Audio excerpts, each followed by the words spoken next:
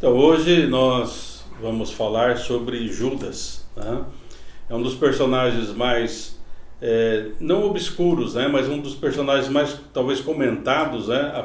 Após Jesus, por causa do estigma, né? Da traição. Mas uma das coisas que nós queremos aqui, talvez até desmistificar algumas coisas em relação a Judas, né? Mas trazer bem claro, né? Que não é uma questão de antissemitismo, né? Porque algumas pessoas durante a história, né, professor Basotti, por causa de Judas associado ao judaísmo, aos judeus, enfim, né, começaram a criar um preconceito em relação à nação de Israel. O que nós queremos deixar bem claro é que nós vamos tratar do homem Judas, desse personagem bíblico chamado Judas, e vamos analisar o porquê, como que aconteceu essa história, né? E vamos tentar, talvez, trazer um pouco mais de clareza sobre esse assunto. Certo, professor? Certo. Eu até vejo assim, em relação a essa questão de antissemitismo. Se os judeus nos deram Judas, como alguns falam, eles também nos deu Jesus. Então, nesse balanço, nós estamos num lucro muito grande. Estamos ganhando. Não temos o que reclamar dele, tá, pastor? Então, fazendo uma contextualização do personagem Judas, primeiro, ele é um personagem real. Até nós vamos encontrar um dos evangelhos, lá em João, capítulo 12, versículo 4, diz assim: filho de Simão. Então, quer dizer, ele tinha um pai, né? Ele tem uma história, Ele tem uma história. Eu verifiquei que naquela época as pessoas não tinham sobrenome como hoje. Então, a referência geralmente era o pai, o marido. Sim. Por exemplo, nós temos lá a história da viúva de Naim, né? Certo. Então, na verdade, ela era da cidade de Naim, não era que o marido dela chamava Naim. Então, ela teve lá, Tiago, filho de Zebedeu. Então, a referência geralmente... Então, ele vem de um contexto familiar. Familiar, né? Isso. Ou a cidade, ou a família. Mas, então, esse Iscariote, do nome Judas Iscariote, ele não é um sobrenome. E alguns estudiosos acreditam que há uma cidade no sul da Judéia chamada Queriote. Então, ele seria... né, a origem dele seria da cidade de Queriote. Sim. Se isso for verdade, ele seria talvez o único dos discípulos que não era galileu. Todos os demais eram da Galileia. Né? Isso, e deixar claro, né, por exemplo, essa cidade, ela é citada lá no livro de Josué, né, que foi uma das cidades que foram conquistadas, né? Mas deixar claro isso, né, que o nome dele, né, então pode ter essa origem, né, falando da cidade, que possivelmente, então, ele não era, possível não, isso aí a maioria das pessoas dizem que ele não era um dos galileus, e alguns até colocam assim, quem sabe, talvez ele se sentiu um pouco deixado de lado por isso, nós não sabemos, né? Eu creio que não, mas algumas pessoas, né, colocam isso como hipótese, e a outra hipótese, né, que esse nome seria uma abreviação tal para sicário, né, ou seja, um partido mais radical dos zelotes lá, né? Também existe essa possibilidade. Possibilidades, né? Mas na verdade, sim, que nós temos que ter em mente assim, que ele não era um dos galileus, ele não era ali, e ele era uma pessoa que tinha um currículo um pouco mais avantajado, né, professor? A palavra Judas, lá no original aramaico, tem o sentido de abençoado. Sim. E eu acho interessante que, por causa desse personagem, o sentido dessa palavra ele mudou no mundo atual. Sim. Não só entre os cristãos, mas até entre os não cristãos. Existem muitos. Vamos pegar um ritual, a malhação de Judas, quer dizer, está entranhado na nossa cultura. Né? Expressões como, ele mora lá onde o Judas perdeu as botas. Né? Ou então, assim, há um Judas entre nós. Então, a palavra Judas, hoje, ela sempre aparece com uma conotação negativa. Sim. Né? E nós não temos, por exemplo, na época de Jesus, Jesus tinha um irmão chamado Judas. Havia 2 discípulos chamados Judas, tinha o Iscariote e o outro Judas lá, né, que era o Tadeu. Né? E, então, de um nome comum, seria equivalente hoje ao nome como Silvio, Roberto, né? E hoje praticamente é um nome que não se usa, ninguém dá o nome num filho, né, de Judas, porque há uma conotação muito negativa nesse nome. E até assim, uma questão assim, só de curiosidade, né? Eu estava lendo um artigo, professor, que na Alemanha é assim, se uma pessoa for registrar o filho no cartório e falar assim, eu quero dar o nome de Judas, né? O cartorário, ele tem todo o embasamento jurídico para dizer assim, eu não vou fazer, esse nome eu não coloco, porque vai criar um estigma e isso e tal. Quer dizer, ele tem até um amparo legal lá, né, para não não registrava o filho com esse nome. É tamanha a dimensão, né? E assim, professor, por exemplo, né, só de curiosidade, né? Por exemplo, Marcos, né, o Judas dos Evangelhos, né? Marcos, ele fala assim, Judas, um dos 12 e tal, ali no capítulo 14 de Marcos. Já Mateus, ele vai falar assim,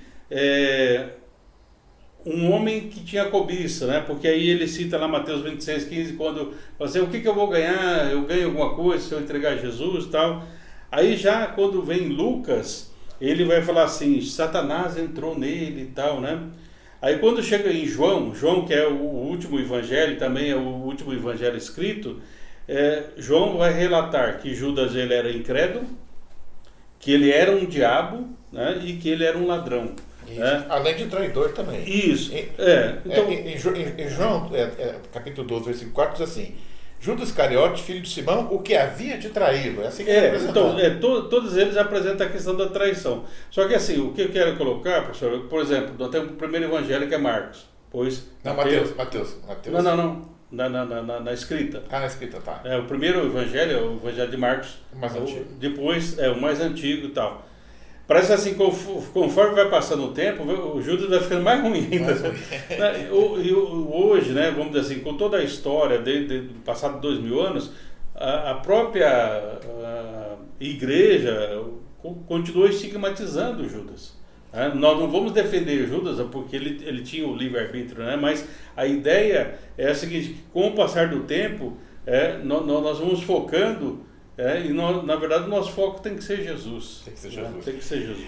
E não apenas os 4 evangelistas, mas em 1 Coríntios capítulo 11, versículos 23 e 24, é uma passagem que nós conhecemos, que é muito falada na ceia, né? Sim. Diz assim, o Senhor Jesus, na noite que foi traído, quer dizer, o próprio Paulo lembra, né? Tomou o pão e tendo dado graças. Então, essa traição era lembrada por todos os evangelistas, incluindo o Paulo em uma de suas epístolas, quando ele fala da ceia. Então,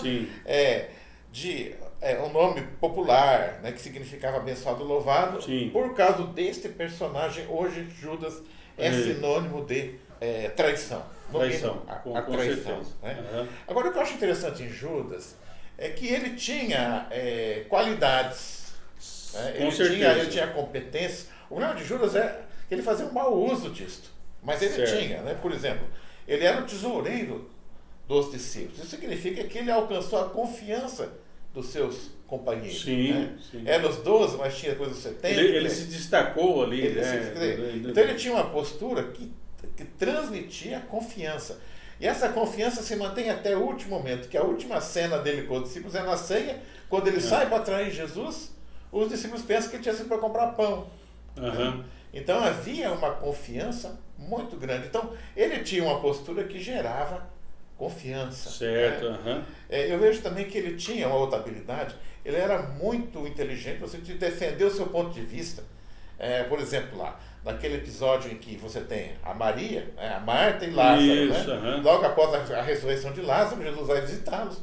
Aí a Maria compra aquele perfume. Caríssimo. Caríssimo, né? E ele faz aquele discurso, poxa, podia dar para os pobres. Né? Então, quer dizer, mas como o próprio João escreve, que já conhecia a história toda, né? Ele estava com a intenção de pegar o dinheiro para ele. Mas ele tinha um discurso, ele tinha uma postura. Né? E ele também, ele era um artista, se a gente pensar. Ele tinha, por exemplo, no episódio da ceia, quando os discípulos falam, mas quem que é o traidor? Se Jesus ali revela que ele é o traidor, ele corria risco de vida. No mínimo, ele ia levar uns petelecos ali. Não, ele acho que nem saía da sala. Ele não saía vivo da sala. Fecha a porta aí. Fecha a porta aí. Né? Mas ele é muito firme, ele é muito... Ele tem uma coisa, ele tem um conjunto de competências, mas infelizmente ele usa para o mal. Né? Para o mal. Né? Tem um autor, professor Basotti, que ele faz uma pequena, assim, ele presume, né, porque na análise, né, que ele faz da pessoa de Judas, ele diz assim, que Judas era um homem razoável, piedoso e civilizado, alguém que sabia que ele fazia parte da tradição religiosa do seu povo, né, e da instituição. Quando ele conheceu Jesus, ficou fascinado por sua liberdade e bondade, por sua misericórdia sem limites, mas o atormentava que Jesus fosse tão radical que constantemente, né, provocava o clero judaico, violava as regras. Ou seja, nós vimos muito isso, né? Jesus curando no sábado, Jesus confrontando os fariseus, né? Mas ele descreve assim, Judas era um cara polido, um cara educado, um cara respeitável, um cara voltado para a vida religiosa, né? Enfim, esse é um dos retratos, né, que é colocado da pessoa de Judas, né? Eu vejo que Judas, ele começou bem, né? Isso é interessante. Aliás, na carreira cristã, eu vou pegar 3 exemplos aqui. Vamos pegar o ladrão da cruz que foi salvo. Certo. É um indivíduo que teve uma vida de pecado, de erros, que merecidamente chegou lá, digamos assim. Sim, sim. Mas no último momento ele se arrepende. Então aquele, vou dizer, ele começou mal a carreira, mas terminou bem. Sim. O outro que estava do lado, coitado, começou mal e terminou mal. Uhum. Né? Agora Judas, ele começa bem a carreira dele. Ele é um dos escolhidos. Né? Sim. Eu escolhi até 2 textos aqui. Né? Um deles está em Marcos. Né? Em Marcos diz assim, Marcos capítulo 3, versículos de 14 a 19. Diz assim: E nomeou 12 para que estivessem com ele, e os mandasse a pregar, e para que tivesse o poder de curar as enfermidades e expulsar os demônios. Aí ele faz a lista, começando sempre com Pedro, os discípulos, e termina com Judas. Né? Mas veja então que Judas, olha, é possível que ele tenha até expulsado demônios. Lá no final ele vai baixar nele, mas é possível que ele tenha expulsado demônios. E lá em Mateus vai um pouco além, porque em Mateus, né, Jesus diz assim, deu-lhes poder sobre os espíritos imundos para os expulsarem e para curarem toda enfermidade e todo mal. Né? E aqui ele diz assim também, Jesus, curai os enfermos, limpai os leprosos, ressuscitai os mortos. Quer dizer, quem sabe, Judas tem até ressuscitado. Então, olha, expulsou o demônio, curou o leproso, quem sabe até ressuscitou mortos. Quer dizer, eles, naquela lição que eles ficaram longe de Jesus, que foi um treinamento, digamos assim. Então eu acredito que Judas foi aquele companheirão, né, com quem esteve com ele. Fez tudo dentro do... Tanto é que ele continuou com a confiança do grupo até o final. Até o final. Né? Então ele foi realmente um artista. Sim, né? Um artista. E uma coisa interessante, professor, no caso aí você leu que Jesus vai nomear eles, né, ou seja, esses discípulos já estão ali, já se encontram ali, e ele nomeia, esse aqui, fulano, ciclano, beltrano. Não há nos evangelhos o momento da chamada de Judas. Porque a gente vê, estava lá Pedro, estava lá André. Pedro e André é muito claro. André e tal. Mateus é muito claro. Tal. Mas de Judas não fica claro o momento em que ele foi chamado. Né? Alguns até colocam assim, que na verdade ele amava Jesus, que ele foi se aproximando de Jesus, assim como outros discípulos. Jesus chamou ali alguns para estarem consigo, mas aí outros foram também se associando, vamos dizer assim, como discípulo, e Judas se aproximou tanto de Jesus, né, que acaba se tornando um dos 12. Só que tem alguns... John MacArthur Jr., né, no seu comentário sobre os discípulos, ele diz assim: Judas amava Jesus de verdade. Só que ele fala assim: é terrível quando o amor está errado, quando ela captura o ente querido com a melhor das intenções e assim se torna a sua condenação. Então, que Judas realmente amava Jesus, amava, só que é um amor errado. E eu fico pensando, professor, a gente vê hoje, né, muitas vezes assim, o fulano amava a pessoa, mas matou, né, matou por amor, né, enfim. Então Judas amava Jesus, mas acabou traindo Jesus, né, acabou se comprometendo ali com o ambiente religioso e acaba entregando Jesus, né. Então ele amou, mas era um amor errado, equivocado, porque talvez ele criou uma ilusão, né, de uma perfeição, não que Jesus não fosse perfeito, mas a idealização do Messias a partir da perspectiva humana que talvez afetou o raciocínio e o julgamento posteriormente de Judas, né? Não sei se seria o momento, pastor, para nós discutirmos, mas uma questão que sempre ela é muito discutida: por que Judas traiu Jesus? Qual seria a razão? Basicamente, assim, se você pegar hoje alguns estudos, né, vai apresentar 3. A maioria dos comentários, né, que eu li tanto, né, no português e em outras línguas que eu pesquisei, falam da ganância, né?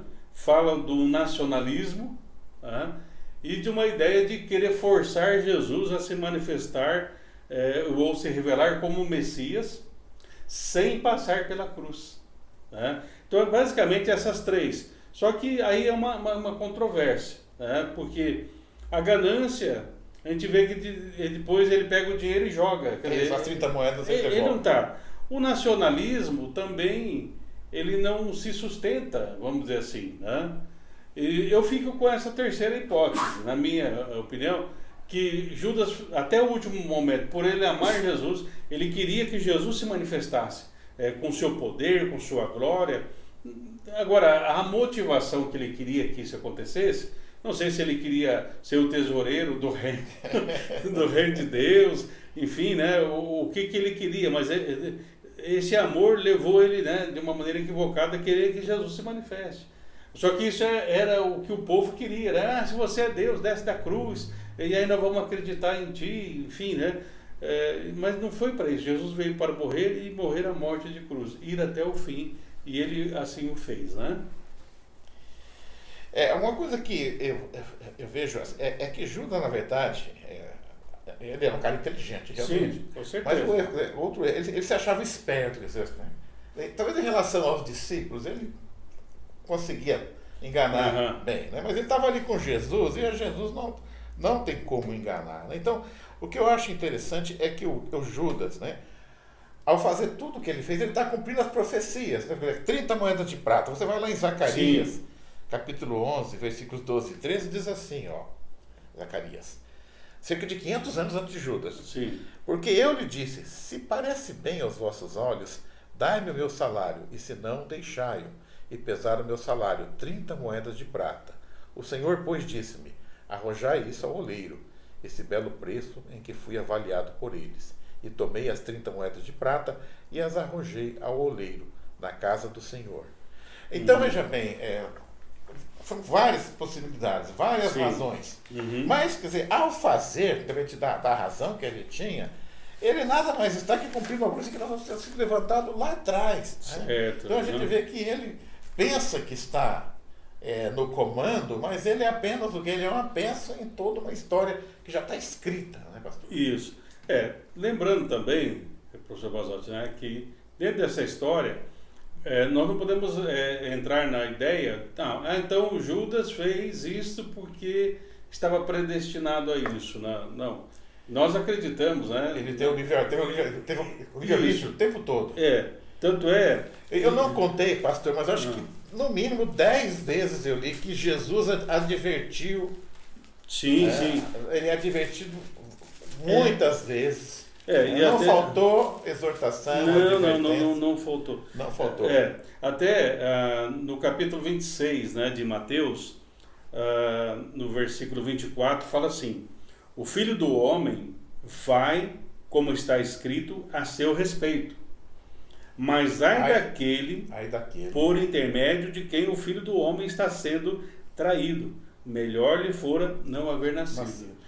Então, Jesus deixa bem claro, e até alguns comentários, professor Basotti, porque esse texto ele se repete, né, em Marcos, parece que Lucas, né, e em João, que é o momento, né, que o traidor é indicado, vem um alerta: olha, você pode ainda se arrepender, porque assim, as coisas iriam acontecer, mas não necessariamente seria Judas. Isso.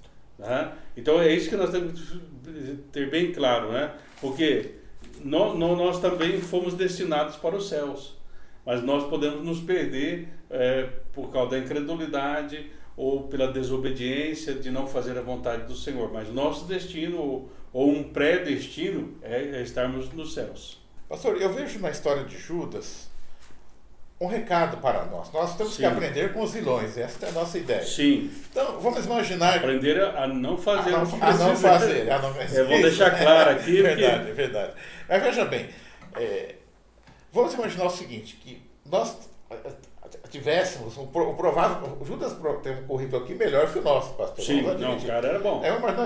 Eu falo, olha, é o seguinte, eu já servi a Jesus e eu já ressuscitei mortos, já curei leprosos, Aham. né? Já curei mil tipos de doenças, né?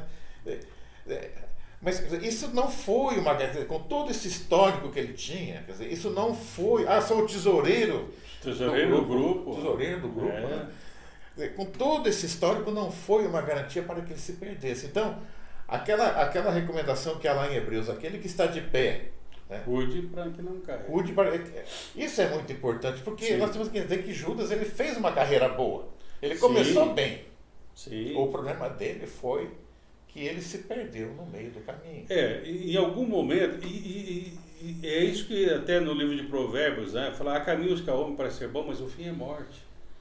Tá? Então ele começou amando Jesus, ele começou realmente acreditando em Jesus. Se ele não tivesse acreditado, ele não iria fazer parte do grupo. Quando ele entrou, só que a forma como ele estava acreditando, a forma como ele estava se relacionando, ele começou a perceber que talvez não era aquilo que ele gostaria ou tinha preferência, né, em relação a Jesus. Porque ele vê Jesus, como nós comentamos, enfrentando, né, os doutores da lei, muitas vezes até quebrando a questão do sábado, né? Então, na cabeça de Judas, como ele tem essa afinidade com os zelotes, a radicalização, fala assim, mas como que ele vai ser o restaurador de Israel se ele confronta as próprias estruturas de Israel? Né? Então, isso na cabeça de Judas talvez foi se avolumando, né, ao ponto de que alguns, né, e eu creio nisso, né, por isso que nós comentamos, né, um dos fatores que o levou a entregar Jesus, ou no caso trair Jesus. A palavra grega ela é interpretada como trair ou entregar, mas eu creio que o mais correto é trair. Realmente. É entregar-se de trair. Isso, que talvez ele queria forçar Jesus a se manifestar como o Messias e não indo para a cruz. Né? Esse forçar eu vejo claramente em Pedro. Pedro tentou fazer isso também, porque Sim. Quando Jesus é preso, ele tira a espada, ele até corta a orelha lá do Malco, que era o servo do sacerdote. Sim. Provavelmente o servo tirou de lado assim, porque a intenção dele ser pegar no pescoço, né? E naquele momento, eu acho que Pedro tirou a espada e ele falou, vai começar, agora Jesus vai dar descer do céu uma legião de anjos. Uma luta armada. Né? Uma luta armada. Tanto é que a gente tem que ver assim, professor Bazão, o lado humano dos discípulos. Né? Eles eram homens como nós, pessoas como nós. Né? Então, tanto é que Pedro estava preparado por uma luta armada, tanto é que ele estava armado. Ali nós lemos o fato de Pedro, né, puxar da espada e cortar a orelha desse rapaz, mas nós podemos até admitir que provavelmente talvez outros estivessem com suas armas. Tem uma passagem aqui, pastor, que diz assim, num dos evangelhos, no momento que Jesus é preso, não é Pedro, um dos discípulos diz assim, e vendo os que estavam com ele o que ia suceder, disseram-lhe, Senhor, feriremos a espada? Então não foi só Pedro que estavam prontos para...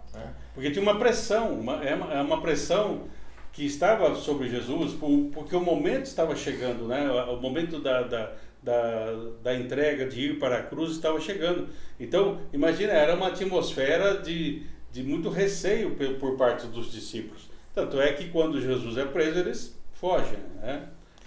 E na verdade essa revolta aqui, que não vai acontecer nos tempos de Jesus, ela vai acontecer um pouco depois, no ano 70, aí eles vão tentar se livrar dos romanos, vai ter aquela revolta e eles vão ser massacrados. Sim. Não vai dar certo. Mas eu vejo aqui, pastor, inclusive a gente pode até aproveitar agora para fazer uma comparação. A gente sabe que o Pedro também traiu Jesus, houve duas traições. Sim. Né? Mas eu entendo que em Pedro, é o que está assim, Pedro tinha a expectativa, naquele momento em que Pedro pega a espada e acerta lá a orelha do substituto. Aí Jesus vai lá, pega a orelha, coloca de novo. Né?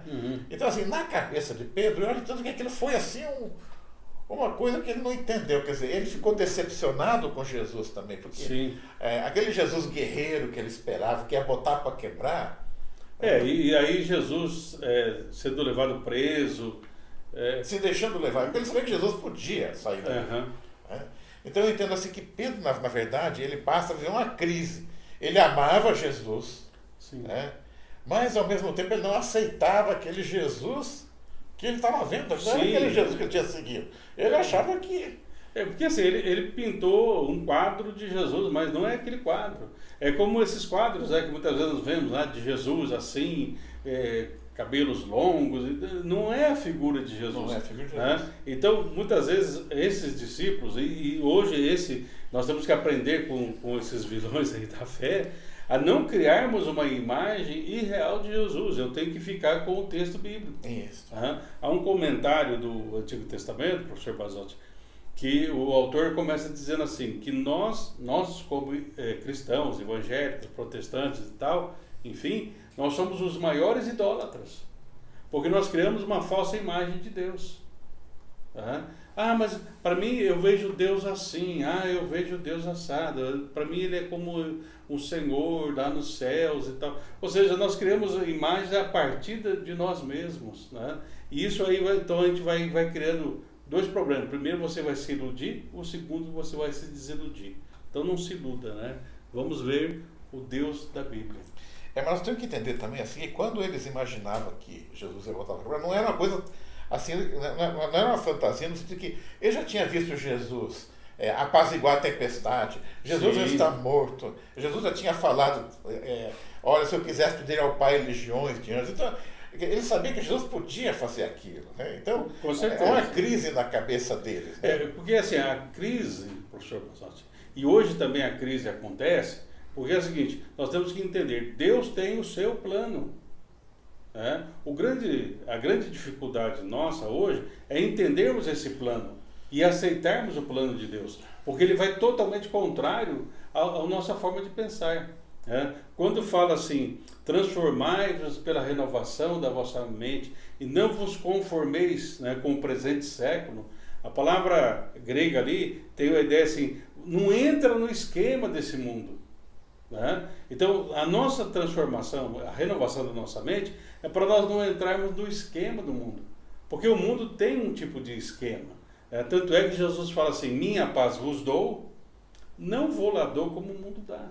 Ou seja, ele não está dizendo que o mundo não oferece uns momentos de paz, uns momentos de tranquilidade, mas ele fala assim, eu tenho uma paz que é diferente.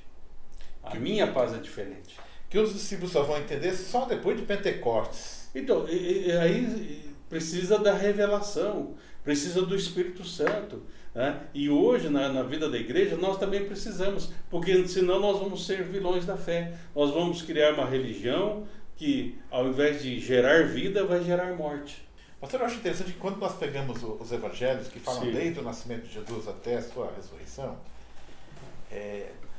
assim, quando a gente chega naquela última semana, que é a semana que Jesus entra em Jerusalém, no domingo de Ramos, assim, é como se fosse desacelerando. Parece que quanto mais você vai chegando da morte e ressurreição, é como se assim fosse virando um filme de câmera lenta. Então, a gente pega aqui, por exemplo, desse capítulo 13 do Evangelho de João, ele já está naqueles momentos próximos de Jesus ser entregue. Então, boa parte desse capítulo 13 aqui, acho que todo o capítulo 13 ele vai girar em torno da ceia. A preparação da ceia, a ceia. Jesus interrompe para lavar os pés dos discípulos.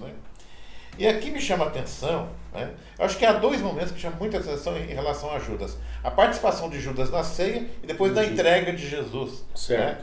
Quando ele é efetivamente preso. Mas aqui durante a ceia, no versículo 21 do capítulo 13, há uma palavra que me chama a atenção aqui.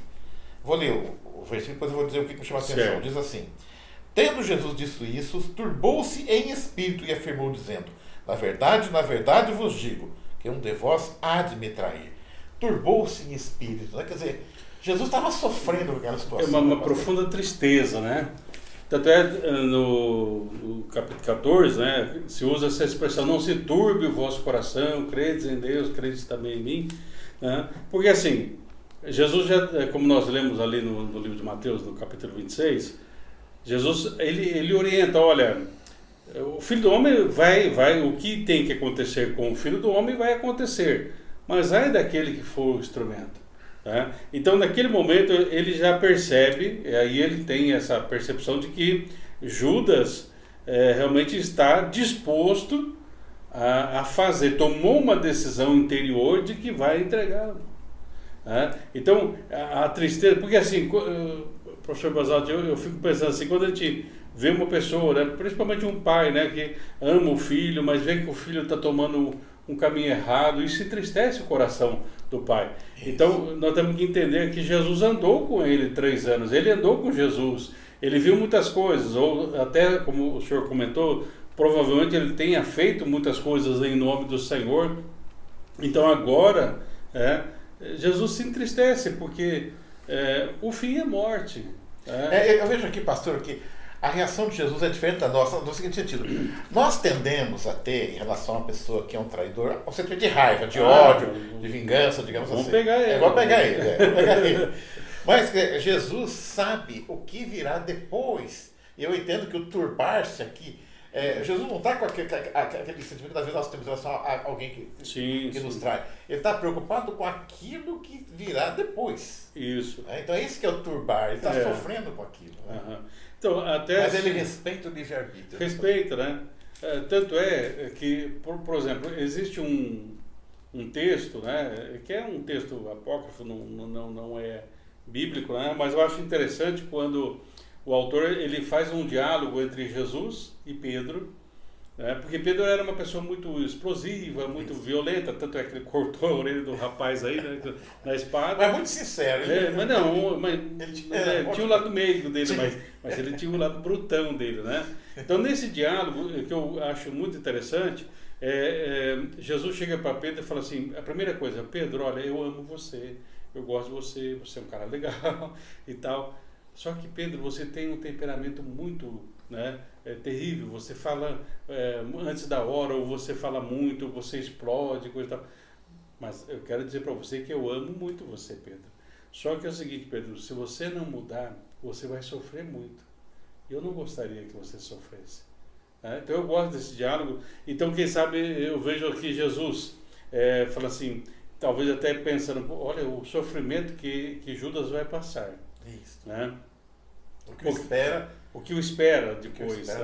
Então isso entristece, porque Jesus ensinou, Jesus caminhou com ele, o que ele ofereceu para um discípulo ofereceu para todos os discípulos. Não havia, como um pai, né, não havia acepção aqui de discípulo. Se Jesus tinha 3, que era mais chegado, né, Pedro, o João e me fugiu. Tiago, né, os 3 mais chegados. Podemos dizer que Judas era o 4, porque ele estava ali, né, na liderança. Ele estava na hora do bocado, aqui eu dei o bocado, ele tinha que estar ao alcance, ele estava perto. Então ele era um dos 4. Ele estava perto ali. Se a gente imaginar 12, ele era um dos 4. Se nós imaginarmos 70 e muitos mais outros discípulos, quer dizer, eles estavam muito próximos de Jesus. Então talvez é isso que entristeceu. É lógico que se fosse nós, falar assim, que se arrebente. Eu sei que o senhor não, mas eu pensaria assim. Mas é interessante que o Judas faz um bom trabalho, assim, no sentido de que não passa, a te ver aqui na cena da ceia, não passa assim pela cabeça deles em nenhum momento a mais leve desconfiança de que Judas pudesse. Né? Aí, inclusive, aqui já pulando para o 27, né? Vamos pegar o 26, né? Que entra aquela questão, quem que é o traidor, né? No 26, Jesus respondeu, é aquele a quem eu der o bocado molhado. E aqui ele vai cumprir Salmos 41:9, que está tudo dentro do cronograma. Sim, né? sim. E molhando o bocado, o deu a Judas Iscariotes, filho de Simão. Volta para não confundir com o outro. Né? Isso, 27. E após o bocado, aí entrou nele Satanás. Disse Jesus, o que fazes, faz-o depressa. Aqui, pastor, é um daqueles raros episódios, não tem muito na Bíblia, de possessão demoníaca literal. Né? Então, pastor, aqui eu entendo assim, Judas achou que estava no controle. Sim. Mas nesse momento, porque você não existe servo de Satanás, existe escravo de Satanás. Escravo, certo. Então, nesse momento que Satanás se apodera de Judas, quer dizer, ele já não é mais dono dele, ele é teleguiado. Aí ele vai e executa aquela maldade. Certo. Então, eu vejo assim, pastor, é o que nós temos que aprender. Satanás, que é muito mais maléfico do que o próprio Judas, digamos assim, né? Ele gosta de nos usar, né? Ele tem prazer nisso. Mas a própria história de Judas mostra também a outra forma de agir de Satanás. Primeiro, ele participa na hora de aprontar a coisa errada. Depois ele sai e deixa o indivíduo com toda a culpa, com toda a coisa, que é o que aconteceu com Judas, né? Sim. E Judas fica desesperado. Quando Judas volta assim, ele fica desesperado. Vai ver o que tinha acontecido. Acontecido, né? Mas aqui, né, professor, então, é interessante, porque assim, hoje nós temos muito mais revelação, né, da palavra, e aí então no capítulo 4 ali de Efésios, né, fala assim, não deis ocasião ao diabo, não deis lugar ao diabo. Isso. Então, nós vemos assim que Judas andando com Jesus, estando ao lado de Jesus com os discípulos, né, e aí eles estão participando aqui de um momento de ceia, né, e nesse momento que deveria ser um meio de graça, né, um meio de bênção, né, mas como ele vem dando lugar ao diabo, né, então aqui foi a consumação. Essa possessão é como consumação de algo que já vem acontecendo, né, porque o Senhor, né, dá ordem aos seus anjos para nos guardar, mas é para aqueles que realmente estão em obediência, estão dentro do propósito do Senhor, né? E aqui então nós vemos assim que Judas foi dando lugar ao diabo, até uma hora que ele pegou de uma até uma hora que eu falei, opa, agora é minha vez. Até alguém usa uma expressão assim, é como uma pescaria, né? Então o diabo pôs a isca ali e ficou esperando o momento, a hora que ele fisgou, aí já puxou para fora, né? E depois quando Judas volta assim, está lá em Mateus 27, nos versículos de 1 a 9, né? Eu tenho aqui em mãos, diz assim, né? A Mateus 27. E chegando amanhã, todos os príncipes dos sacerdotes e os anciãos do povo formavam juntamente conselho contra Jesus para o matarem. E prendendo-o, levaram e entregaram ao governador Pôncio Pilatos. Então Judas, o que o traíram, vendo que fora condenado, trouxe arrependido 30 moedas de prata aos príncipes dos sacerdotes e aos anciãos, dizendo, pequei traindo sangue inocente. Eles, porém, disseram, que nos importa? Isso é contigo. Então, a atitude também dos religiosos é parecida com a do próprio amigo. Mas não, filho, o problema é seu. O problema é seu. Né? Então, é isso, realmente assim, nós somos responsáveis, né? Nesse livre-arbítrio, em dar uma resposta, ou positiva ou negativa para Deus. Né? Tanto é que o senhor comentou, né, que eles fizeram, possivelmente até Judas fez milagres ali junto. Talvez é possível. É uma possibilidade disso, né? Por isso que Jesus fala assim, Senhor, daquele tempo nós vamos dizer, Senhor, em teu nome expulsamos o demônio, curamos enfermos e tal, e aí eu vou dizer, não vos conheço. Apartai-vos. Não vos conheço. Porque não fizeram a vontade. Então Judas, ele fez tantas coisas boas, mas ele não fez a vontade de Deus. Ele não fez o que deveria fazer. E por isso ele deu oportunidade ao diabo, e o diabo abraçou a oportunidade. Pastor, mas afinal de contas, Judas se arrependeu? Não, porque ele pega as moedas e joga lá. Ele não está fazendo muita questão de dinheiro, não. Né? Sim. Não, eu não creio assim que houve um arrependimento genuíno. Porque o arrependimento genuíno, segundo Deus, produz vida. O arrependimento segundo o mundo, diz Paulo, produz morte.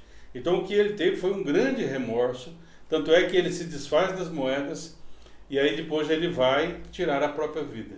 Se ele tivesse se arrependido de uma maneira genuína, ele poderia falar assim, não, Deus me perdoa, tal. Talvez ninguém ali o perdoaria, talvez ninguém mais ali na Galileia não poderia nem ver mais o rosto dele, ou talvez na Judéia ou em todo Israel, talvez ele teria que mudar para a África, ou mudar para o Egito, para outro país, alguma coisa assim, mas ele estaria assim, não, eu tenho convicção de que realmente eu fiz algo errado, eu tomei uma postura errada, eu acabei entregando o Filho de Deus na cruz e tal, mas eu me arrependi e a partir do momento, né, que eu soube que ele ressuscitou e que derramou o Espírito Santo, hoje então eu posso dizer que eu fui perdoado por ele, né? A palavra arrependimento lá no original grego, metanoia, quer dizer, mudança de mentalidade, né? Eu entendo que existe assim uma situação, mas é o seguinte, comprei um carro, comprei um Fusquinha, e o cara falou que o Fusquinha era zero, nunca tinha sido usado, o Fusquinha 1963, aí eu vi que o Fusquinha estava bem judiado. Uhum. Aí, quer dizer, eu falei, eu me arrependi de ter comprado aquele carro. Sim. Mas aí, nesse caso, quer dizer, eu estou arrependido do mau negócio, porque se eu puder comprar outro baratinho, eu compro de novo. Então, quer dizer... Mas você vai continuar andando com o carrinho velho. Pô. Você não vai jogar ele fora. Exatamente. Então quer dizer, não é arrependimento, não é uma mudança de mentalidade. Isso. Né? Então, quer dizer, esse é o arrependimento do mundo. Você se arrepende das consequências negativas do seu ato. Mas o arrependimento bíblico é aquele que fala, eu vou mudar de vida, eu sou outra pessoa e Jesus vai me ajudar a vencer. Porque eu também posso demonstrar um tipo de arrependimento, de repente se eu apronto alguma coisa, né? E aí então eu falo, Basol, você me perdoe e tal, né? Por quê? Porque eu quero evitar uma consequência maior. Isso. Não é que eu estou, na verdade, arrependido, eu estou tentando evitar outras consequências, né? Isso, exatamente. Bom, aí nós temos então a deliberação do sacerdote. Tendo deliberado em conselho, compraram com elas o campo de um oleiro para a sepultura dos estrangeiros, que estava previsto lá em Zacarias. Os próprios sacerdotes, também se achando espertos, né? Estão cumprindo a profecia. Né? E aí então nós temos a morte de Judas. Então, Judas se enforca. Lá em Atos é interessante, pastor, que ele conta um pouco diferente, né? Que Isso. Em Atos, capítulo 1, versículo 18, diz que Judas despencou, né, no precipício. E se arrebenta embaixo. Embaixo, né? Eu tentei conciliar as duas versões. O que pode ter acontecido é o seguinte: Judas se enforcou.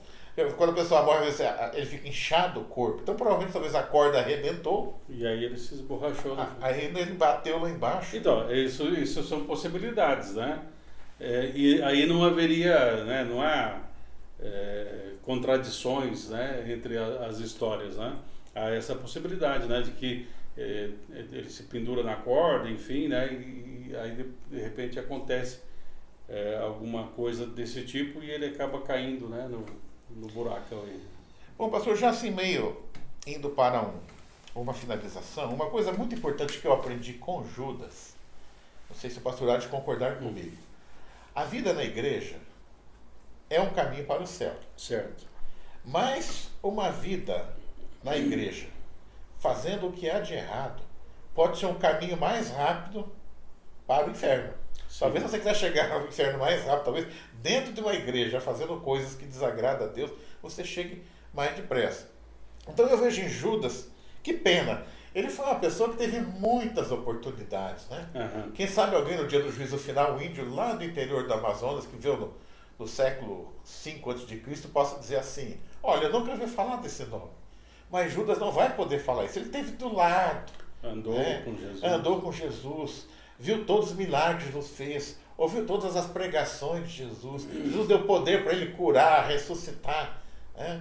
Então, quer dizer, foi dado todas as condições, Jesus advertiu várias vezes, e mesmo assim ele persistiu até o final. Né? Então, com certeza, o peso do julgamento dele será maior em relação àquele que nunca ouviu falar do Evangelho, ouviu o Evangelho poucas vezes, né, pastor? Então, a quem muito for dado... E a ideia é assim, né, professor Basotti, se pela questão, né, do julgamento, né, bíblico, nós temos que entender assim, o julgamento, na verdade, é um decretar de sentença, né, porque quem tem Cristo, ainda que morra, viverá, né, passou da morte para a vida, né, então quem morre em Cristo Jesus não há condenação, né, há um decretar de sentença, ou vinde benditos ou apartai-vos de mim, né, ou vinde ou apartai-vos, né. O que nós vemos na questão de Judas é que realmente assim, nós muitas vezes podemos fazer grandes coisas na igreja, várias atividades, mas se nós não fizermos a vontade de Deus, se nós não estivermos sintonizados, e muitas vezes a vontade de Deus, professor, e muitas vezes não, na maioria das vezes ela vai contrária à nossa natureza, porque a nossa natureza ainda é carnal, é limitada. Nós vemos a questão da traição desde o Jardim do Éden. O primeiro casal traiu Deus. Na variação do dia eles podiam ter conversado com ele, não, eles foram dar ouvidos à serpente. O próprio Davi chega num momento que ele trai a confiança de Deus quando o Senhor falou para ele não fazer o censo e ele acaba fazendo o censo. Então o arrependimento, vai gerar essa mudança e essa transformação em nós. Então, nós temos que tomar cuidado hoje, né, para nós não trairmos a confiança que o Senhor nos deu, a graça que o Senhor nos deu. É como Paulo fala para os Gálatas, né? Começastes no Espírito, terminastes na carne. Isso é possível, infelizmente é possível. Há uma guerra, né, dentro de nós, e nós temos que dar não ocasião ao inimigo, nós temos que dar sempre lugar ao Espírito Santo. Até hoje nós estávamos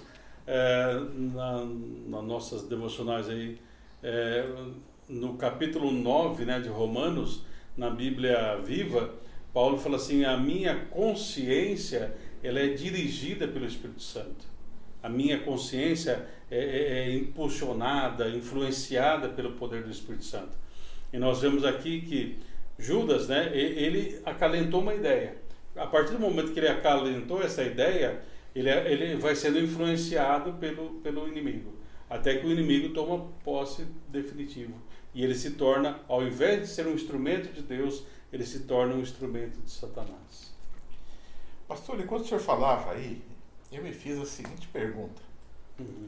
Será que eu, de vez em quando, não faço que nem Judas? Não de uma forma tão escrachada, mas eu até, quando o senhor falou, eu pensei, em muitas situações me veio na cabeça, e que eu neguei a Jesus também. Sim. Eu confesso isso. Eu me lembro, não muito tempo atrás, eu fui a um restaurante com um colega meu, que é uma pessoa que não tem fé, né?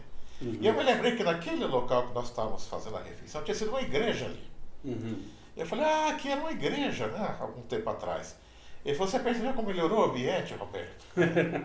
E eu simplesmente, pastor, eu fiquei quieto, eu calei, né? Eu podia ter, com muita cautela, ter feito algum comentário, mas eu não fiz, eu calei. Eu estava mais preocupado, talvez, em comer bem, não estragar. Talvez o ambiente melhorou, porque a carne agora é melhor.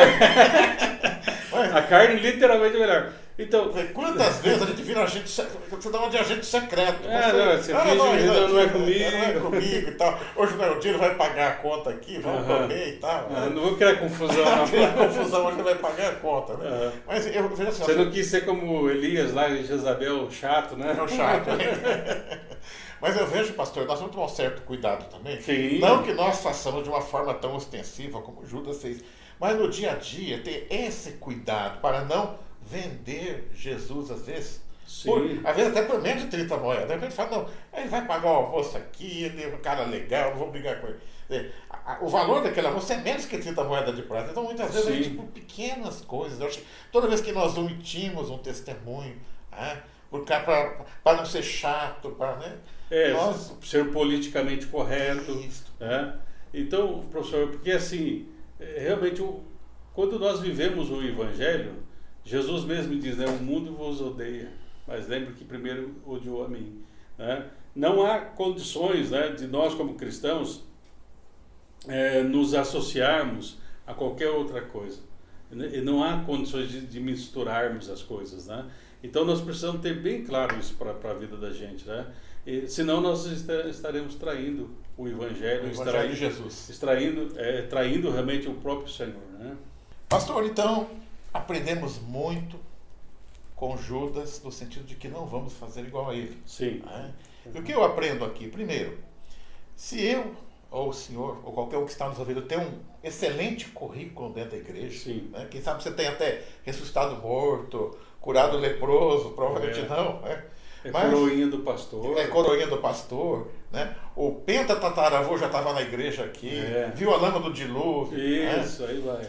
Mas isso não é uma garantia de salvação. A garantia da nossa salvação não está. Porque eu vejo assim, pastor, Jesus e Judas está quase encostado com as que estavam ali, né? Pegando aqui do pratinho de sopa. Né? Então, estar perto não necessariamente significa estar em nós. Sim. Quer dizer, Jesus, não podemos estar perto dele literalmente como Judas estava, mas nós podemos estar em Jesus, o que é muito mais importante. Com certeza. Né? Então temos esse cuidado. Por melhor que seja o seu currículo na fé, não se deixe enganar. Satanás está ao derredor como um leão, pronto para nos puxar. Certo. E foi o que aconteceu com Judas. Então aprendemos com Judas a não errar como ele. Isso, né? com certeza. Colocando sempre em primeiro lugar o reino de Deus. Como em Mateus 6,33 nos diz: buscai em primeiro lugar o reino de Deus e todas as demais coisas vos serão acrescentadas. Certo. A história de Judas, professor, me faz lembrar de uma história de um pai que um dia, né, diante do filho, o filho havia nascido, então o pai fala para um amigo, né, esse menino vai longe, esse menino vai longe. Depois, com o tempo, o menino foi crescendo, né, aí o pai falou assim, esse menino pode ir longe, né. E aí, depois, passado um tempo, o menino acaba se perdendo, enfim, né? E aí o pai falou assim, esse menino poderia ter ido longe. Aí é triste. Então, o Judas poderia ter ido longe. Para nós não sermos como Judas, professor, eu creio que nós precisamos todos os dias fazermos a oração que Davi fez. Senhor, sonda e conhece meu coração. Vê se há em mim algum caminho mau e me guia. Que isso possa ser a nossa oração para nós nos tornarmos, ao invés de vilões da fé, heróis da fé. Amém. Amém.